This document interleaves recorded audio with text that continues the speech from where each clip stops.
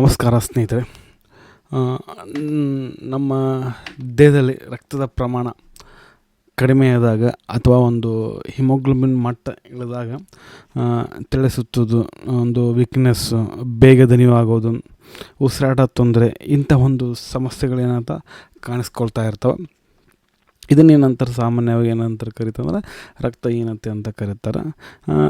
ಇಂಥ ಸಂದರ್ಭದಲ್ಲಿ ಒಂದು ವೈದ್ಯರು ಬಳಸುವಂಥ ಒಂದು ಪ್ರಮುಖ ಇಂಜೆಕ್ಷನ್ ಯಾವುದಪ್ಪ ಅಂತಂದ್ರೆ ಓರೋಫೋರ್ ಎಸ್ 200 ಅನ್ನುವಂಥ ಒಂದು ಇಂಜೆಕ್ಷನ್.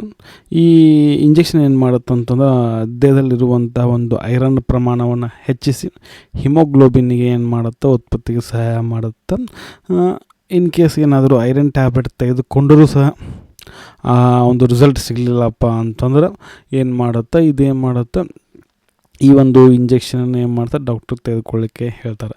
ಹಾಗಾದರೆ ಈ ಒಂದು ಇಂಜೆಕ್ಷನ್ ಇದೆಯಲ್ಲ, ಓರೋಫೋರ್ ಅನ್ನುವಂಥದ್ದು, ಇದು ಹೇಗೆ ಕೆಲಸ ಮಾಡುತ್ತಾ, ಯಾವೆಲ್ಲ ಒಂದು ಸಮಸ್ಯೆಗಳಿಗೆ ಇದನ್ನು ಬಳಸ್ತಾರೆ, ಮತ್ತು ಈ ಒಂದು ಟ್ಯಾಬ್ಲೆಟ್, ಈ ಇಂಜೆಕ್ಷನನ್ನು ಗರ್ಭಿಣಿಯರೇ ಬಳಸ್ಬೋದೇ, ಅಥವಾ ಈ ಒಂದು ಇಂಜೆಕ್ಷನ್ ತೆಗೆದುಕೊಂಡಾಗ ಏನೆಲ್ಲ ಒಂದು ಸೈಡ್ ಎಫೆಕ್ಟ್ ಉಂಟಾಗ್ತವೆ, ಏನೆಲ್ಲ ಒಂದು ಜಾಗ್ರತೆಯನ್ನು ವಹಿಸಬೇಕು ಈ ಒಂದು ಇಂಜೆಕ್ಷನ್ ತೆಗೆದುಕೊಳ್ಳುವಾಗ, ಮತ್ತು ಈ ಇಂಜೆಕ್ಷನ್ ಯಾರಿಗೆಲ್ಲ ಕೊಡಬಾರ್ದು, ಇಂಥೆಲ್ಲ ಒಂದು ಪ್ರಶ್ನೆಗಳಿಗೆ ಇಂದಿನ ಒಂದು ವಿಡಿಯೋದಲ್ಲಿ ನಿಮಗೆ ಸಂಪೂರ್ಣವಾಗಿ ಮತ್ತು ಸರಳವಾದಂಥ ಕನ್ನಡದಲ್ಲಿ ಏನು ಮಾಡ್ತೀನಿ, ನಿಮಗೆ ಉತ್ತರ ನೀಡ್ತೀನಿ.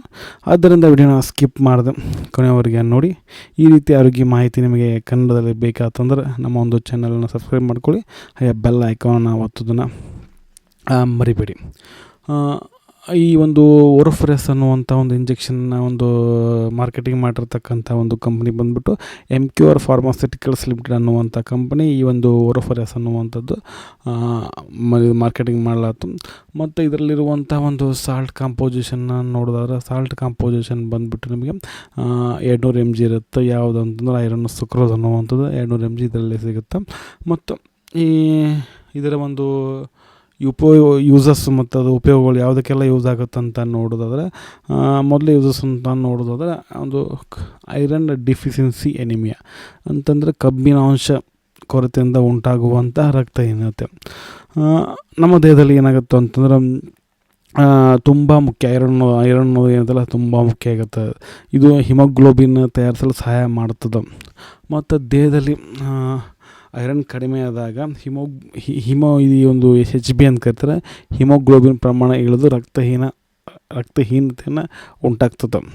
ಇಂಥ ಸಂದರ್ಭದಲ್ಲಿ ಏನಾಗುತ್ತೆ, ತಲೆ ಸುತ್ತೋದು, ಮತ್ತು ವೀಕ್ನೆಸ್ ಆಗೋದು, ಮತ್ತು ಚರ್ಮ ಒಂದು ಬಿಳಿ ಆಗೋದು, ಉಸಿರಾಟ ತೊಂದರೆ, ಇಂಥ ಲಕ್ಷಣಗಳು ಕಂಡು ಬರ್ತವೆ ನಿಮಗೆ. ಈ ಇಂಜೆಕ್ಷನ್ ದೇಹದಲ್ಲಿ ಐರನ್ ಮಟ್ಟವನ್ನು ಏನು ಮಾಡುತ್ತೆ, ಹೆಚ್ಚಿಗೆ ಮಾಡಿ ಮತ್ತು ಸುಧಾರಿಸಲು ಏನಾಗುತ್ತೆ, ಈ ಒಂದು ಇಂಜೆಕ್ಷನನ್ನು ಸಹಾಯ ಮಾಡುತ್ತೆ ಐರನ್ ಡಿಫಿಷಿಯನ್ಸಿ ಎನಿಮಿಯಾಗ. ಮತ್ತು ಯೂಸಸ್, ಎರಡನೇ ಒಂದು ಯೂಸಸ್ಸನ್ನು ಉಪಯೋಗ ನೋಡಿದಾಗ ಗರ್ಭಿಣಿಯರಲ್ಲಿ ರಕ್ತಹೀನತೆ. ಗರ್ಭಾವಸ್ಥೆಯಲ್ಲಿ ತಾಯಿಯ ದೇಹಕ್ಕೆ ಏನಾಗುತ್ತೆ ಅಂತಂದ್ರೆ ಒಂದು ಹೆಚ್ಚುವರಿ ಐರನ್ ಬೇಕಾಗ್ತದೆ. ಆವಾಗ ಮಗುವಿನ ಬೆಳವಣಿಗೆ ಸಹ ಈ ಒಂದು ಹಿಮೋಗ್ಲೋಬಿನ್ ಸರಿಯಾಗಿ ಪ್ರಮಾಣ ಇತ್ತು ಅಂತಂದ್ರೆ ಏನಾಗುತ್ತೆ, ಮಗುವಿನ ಬೆಳವಣಿಗೆ ಚೆನ್ನಾಗಿ ಆಗುತ್ತೆ. ಕೆಲವು ಗರ್ಭಿಣಿಯಲ್ಲಿ ಏನಾಗುತ್ತೆ, ಐರನ್ ಟ್ಯಾಬ್ಲೆಟ್ ತೆಗೆದುಕೊಂಡಾಗ ಈ ಹಿಮೋಗ್ಲೋಬಿನ್ ಹೆಚ್ಚಾಗದೇ ಇರಬಹುದು. ಅಂಥ ಸಂದರ್ಭದಲ್ಲಿ ಏನಾಗುತ್ತೆ, ವೈದ್ಯರು ಏನು ಮಾಡ್ತಾರೆ, ಈ ಒಂದು ಓರೋಫೋರ್ ಇಂಜೆಕ್ಷನನ್ನು ಕೊಡ್ತಾರೆ. ಇದರಿಂದ ಏನಾಗುತ್ತೆ, ಒಂದು ತಾಯಿ ಮತ್ತು ಒಂದು ಮಗುವಿನ ಒಂದು ಆರೋಗ್ಯವನ್ನು ಏನು ಮಾಡ್ತದೆ, ಕಾಪಾಡಲಿಕ್ಕೆ ಸಹಾಯವಾಗುತ್ತೆ. ಮುಂದಿನ ಒಂದು ಉಪಯೋಗ ಯೂಸಸ್ ಬಂದುಬಿಟ್ಟು, ಒಂದು ಕ್ರೋನಿಕ್ ಕಿಡ್ನಿ ಡಿಸೀಸ್ ಇರೋವರೆಗೆ ಇದನ್ನು ಏನು ಮಾಡ್ತಾರೆ, ತೆಗೆದುಕೊಳ್ಳಲಿಕ್ಕೆ ಹೇಳ್ತಾರೆ. ಅಂದರೆ ಕಿಡ್ನಿ ಸಮಸ್ಯೆ ಇರೋರಲ್ಲಿ ಏನಾಗುತ್ತೆ, ಒಂದು ದೇಹ ಸರಿಯಾಗಿ RBCಯನ್ನು ಏನಾಗುತ್ತೆ ಅಂದರೆ ಅದು ರೆಡ್ ಬ್ಲಡ್ ಸೆಲ್ಸನ್ನು ತಯಾರಿಸಲು ಆಗಂಗಿಲ್ಲ. ಅದಕ್ಕೆ ಅಂದರೆ ಏನಾಗುತ್ತೆ, ಈ ಕಿಡ್ನಿ ಸಮಸ್ಯೆ ಇದ್ದರೆ RBC ಸರಿಯಾಗಿ ಡೆವಲಪ್ ಆಗೋಲ್ಲ. ಇದರಿಂದ ಏನಾಗುತ್ತಪ್ಪ ಅಂದರೆ ಎನಿಮಿಯಾ ಉಂಟಾಗ್ತದೆ. ಆದ್ದರಿಂದ ಈ ಡಯಾಲಿಸಿಸ್ ಮಾಡಿಸಿಕೊಳ್ಳುವಂಥ ಒಂದು ರೋಗಿಗಳಿಗೆ ಅಥವಾ ಪೇಷಂಟಿಗೆ ಏನಾಗುತ್ತೆ, ಐರನ್ನ ಕೊರತೆ ಅನ್ನೋದು ಸಾಮಾನ್ಯವಾಗಿ ಇರುತ್ತೆ. ಅದಕ್ಕಾಗಿ ಏನು ಮಾಡ್ತಾರಪ್ಪ ಅಂದ್ರೆ, ಆ ಒಂದು ಹಿಮೋಗ್ಲೋಬಿನ್ ಮಟ್ಟವನ್ನು ಸುಧಾರಿಸಲು ಈ ಒಂದು ಇಂಜೆಕ್ಷನ್ ಏನು ಮಾಡ್ತಾರೆ, ಈ ಕ್ರಾನಿಕ್ ಕಿಡ್ನಿ ಡಿಸೀಸ್ ಇರೋರಿಗೆ ಏನು ಮಾಡ್ತಾರೆ, ಈ ಒಂದು ಮೆಡಿಸಿನನ್ನು ಇಂಜೆಕ್ಷನ್ ತೆಗೆದುಕೊಳ್ಳಿಕ್ಕೆ ಹೇಳ್ತಾರೆ. ಮತ್ತು 4ನೇ ಯೂಸಸ್ ಬಂದುಬಿಟ್ಟು ಈ ಒಂದು ಐರನ್ ಈಗ ನಾ ಈಗಾಗಲೇ ಹೇಳಿದ ಗರ್ಭಿಣಿ ಪ್ರೆಗ್ನೆಂಟ್ ವುಮೆನ್ ಇರ್ತಾರಲ್ಲ, ಅವಾಗ ಅವ್ರು ಟ್ಯಾಬ್ಲೆಟ್ ತೆಗೆದುಕೊಳ್ತಾರೆ. ಟ್ಯಾಬ್ಲೆಟ್ ತೆಗೆದುಕೊಳ್ಳುವಾಗ ಸಹ ಒಂದು ಟ್ಯಾಬ್ಲೆಟ್ ತೆಗೆದುಕೊಂಡಾಗ ಅಷ್ಟು ಒಂದು ಏನು HP ಪ್ರಮಾಣ ಏರ್ತಿರಂಗಿಲ್ಲ. ಆವಾಗ ಸಹ ಏನು ಮಾಡ್ತಾರಪ್ಪ ಅಂತಂದ್ರೆ ಈ ಒಂದು ಇಂಜೆಕ್ಷನನ್ನು ತೆಗೆದುಕೊಳ್ಳಿಕ್ಕೆ ಹೇಳ್ತಾರೆ. ಮತ್ತು 5ನೇ ಯೂಸಸ್ ಒಂದು ಉಪಯೋಗ ಬಂದುಬಿಟ್ಟು ಈ ಒಂದು ಹಿಮೋಗ್ಲೋಬಿನ್ ತುಂಬ ಕಡಿಮೆ ಆದಾಗ ಅಂತಂದರೆ ಈ ರೀತಿ ಹಿಮೋಗ್ಲೋಬಿನ್ ತುಂಬ ಕಮ್ಮಿ ಆತಂದರೆ ಈ ಒಂದು ಸುಸ್ತಾಗುತ್ತೆ ಮತ್ತು ಉಸಿರಾಟದ ಪ್ರಾಬ್ಲಮ್ ಆಗ್ತದೆ. ಕೆಲವೊಂದಿಷ್ಟು ಗಂಭೀರಕ್ಕೆ ಈ ಒಂದು ಲಕ್ಷಣಗಳು ಕಾಣ್ತಾವೆ. ಹೃದಯ ಬಡಿತ ಹೆಚ್ಚಾಗ್ತದೆ.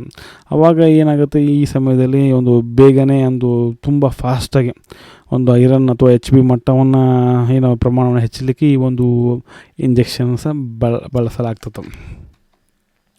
ಮತ್ತು ಈ ಒಂದು ಇಂಜೆಕ್ಷನ್ ಹೇಗೆ ಕೊಡ್ತಾರೆ ಅಂತ ನೋಡಿದ್ರೆ, ಈ ಒಂದು ಇಂಜೆಕ್ಷನನ್ನು ಕೊಡುವಾಗ ಮತ್ತು ವೈದ್ಯರ ಮಾತ್ರ ಏನು ಮಾಡಬೇಕಾಗ್ತದೆ, ಆ ಡೋಸನ್ನು ನಿರ್ಧಾರ ಮಾಡಬೇಕಾಗತ್ತೆ.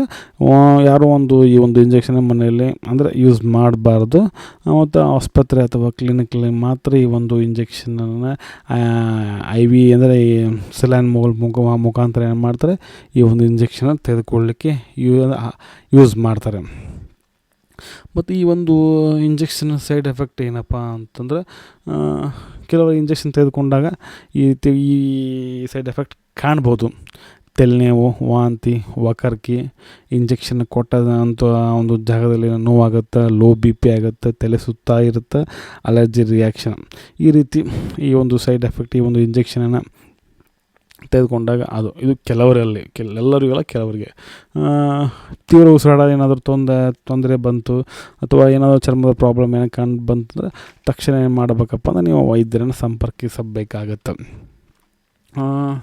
ಮತ್ತು ಯಾರಿಗೆ ಜಾಗೃತಿ ಆಗುತ್ತೆ ಅಂದರೆ ಏನೆಲ್ಲ ಗಮನಿಸ್ಕೊಳ್ಬೇಕು ಈ ಒಂದು ಇಂಜೆಕ್ಷನ್ನ ತೆಗೆದುಕೊಳ್ಳುವಂಥ ಮುಂಚೆ, ಈ ಇಂಜೆಕ್ಷನ್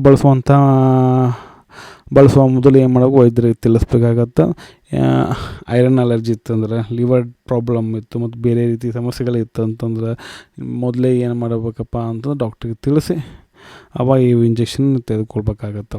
ಇದಾಗಿತ್ತು ಸ್ನೇಹಿತರೆ ಇವತ್ತಿನ ಈ ಒಂದು ವಿಡಿಯೋ ನಮಗೆ ಹೆಂಗೆ ಅನ್ನಿಸ್ತಂತ ಕಮೆಂಟ್ ಮಾಡಿ. ವಿಡಿಯೋ ಇಷ್ಟ ಆಗ್ತದೆ ಒಂದು ಲೈಕ್ ಮಾಡಿ, ಆದಷ್ಟು ಒಂದು ವಿಡಿಯೋನ ಶೇರ್ ಮಾಡಿರಿ ಅಂತ ಹೇಳ್ತಾ ಮತ್ತೆ ಸಿಗ್ತೀನಿ. ಅಲ್ಲಿವರೆಗೂ ಬಾಯ್. Thanks for watching. ಆರೋಗ್ಯ ನಮ್ಮ ಕೈಯಲ್ಲಿ.